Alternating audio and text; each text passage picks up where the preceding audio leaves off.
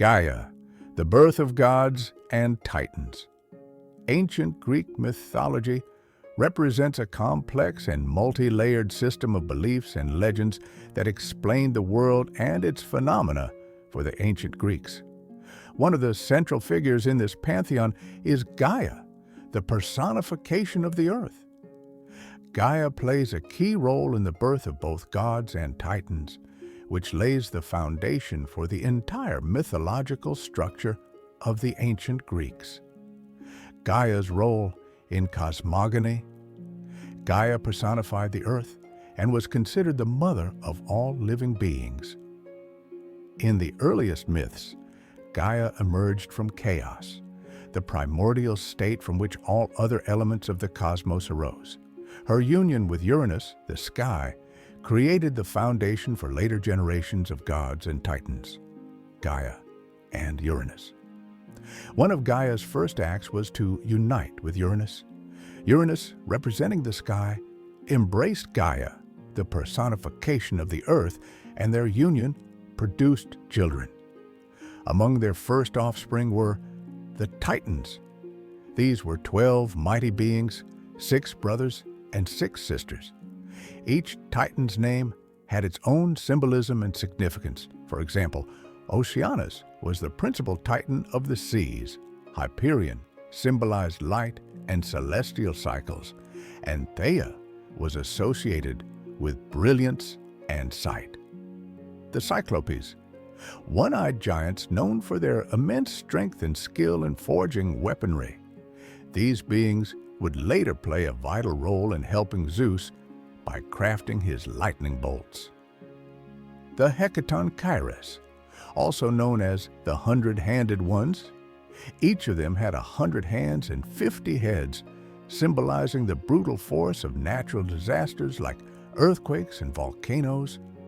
However, the union of Gaia and Uranus was not without conflict.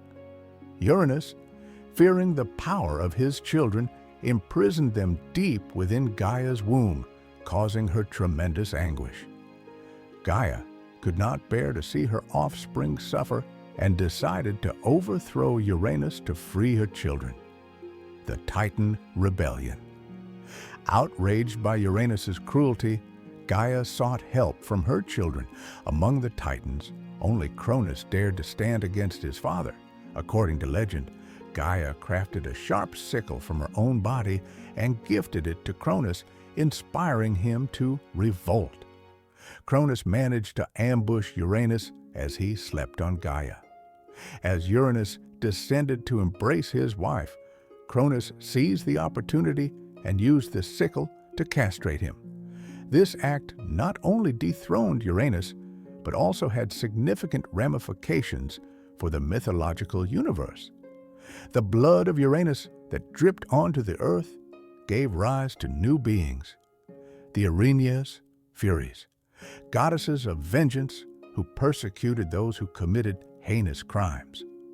The giants, powerful beings who would later be part of the Gigantomachy, the wars against the Olympian gods. The Meliae, nymphs of ash trees. This act marked the end of Uranus's reign and the beginning of the Titan era, with Cronus assuming the role of the supreme ruler. Cronus's reign and prophecy. Cronus, having overthrown Uranus, became the supreme ruler of the universe. But he was haunted by the experience of his father. Cronus also became a victim of fear. A prophecy warned that one of his own children would overthrow him. This led Cronus to commit a heinous act. Each time his wife Rhea gave birth, Cronus swallowed the newborn, denying it a chance to grow up and challenge him. Thus, Cronus swallowed 5 of his children, Hestia, Demeter, Hera, Hades, and Poseidon. Rhea was filled with despair and fear for her children. When the 6th child, Zeus, was born, she sought Gaia's help. Together, they devised a plan. Rhea secretly gave birth to Zeus on the island of Crete and presented Cronus with a stone wrapped in swaddling clothes instead of the newborn. Zeus, who grew strong and powerful, returned to fulfill the prophecy. With Gaia's help, he forced Cronus to disgorge his siblings. Subsequently, Zeus led a rebellion against the Titans, known as the Titanomachy, subsequent generations, and the Olympian gods. The Titanomachy was one of the greatest mythological conflicts in which the Olympian gods fought against their ancestors, the Titans. This event established a new divine order, emphasizing the dynamics of power, struggle, and succession in ancient Greek mythology. Zeus, who led the rebellion against the Titans, assembled a powerful army that included his freed brothers and sisters. Hestia, the goddess of the hearth; Demeter, the goddess of agriculture; Hera, the goddess of marriage and family union; Hades, the god of the underworld; Poseidon, the god of the seas. On Zeus's side, the giants, the Cyclopes, and the Hecatoncheires, freed from their underground prisons, also fought. The Cyclopes forged Zeus's famous lightning bolts, Poseidon's trident, and Hades' invisibility helmet, creating powerful weapons that the Titans could not withstand. The battle lasted 10 years and was filled with epic clashes. The Titans defended from Mount Othrys, while the Olympian gods fought from Mount Olympus. For a long time, the outcome was uncertain until Zeus's forces began to prevail thanks to the powerful weapons crafted by the Cyclopes. The climax of the battle came with the fall of the Titans. Weakened and defeated, the Titans were chained and cast into Tartarus, the deepest part of the underworld, surrounded by walls and guarded by the Hecatoncheires. After their victory in the Titanomachy, Zeus became the supreme god, establishing a new order on Mount Olympus. Under his leadership, a new system of governance for the world was established where each sphere of life was under the control of a specific god. Gaia's role in later epochs. Although Gaia's central role in myths diminished after the establishment of Olympian supremacy, her influence remained significant. She maintained a balance between natural forces and aspects of human life. In many myths, Gaia gave advice even to the powerful gods and remained revered not only as a mother and ancestor, but also as a prophetess. Gaia in culture and religion. Gaia played a significant role not only in myths, but also in the daily life of the ancient Greeks.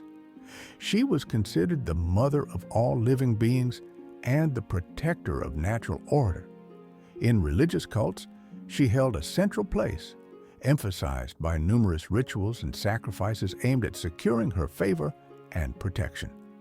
Conclusion: Gaia, as the personification of the earth and the mother of gods and titans, occupies a central place in ancient Greek mythology. Her story is an intertwining of myths symbolizing struggle, rebirth, and natural cycles. Although Gaia's active role diminished after the establishment of Olympian supremacy, her influence remained significant in cultural and religious traditions, reminding us of the deep connection between humanity and nature. The myths about Gaia continue to be a foundation for reflections on our place in the world and the role of nature in human life. Thank you for watching our video. We hope you enjoyed it and found it interesting. If you liked it, please give it a thumbs up. Don't forget to subscribe to our channel so you don't miss any new videos. See you soon on our channel.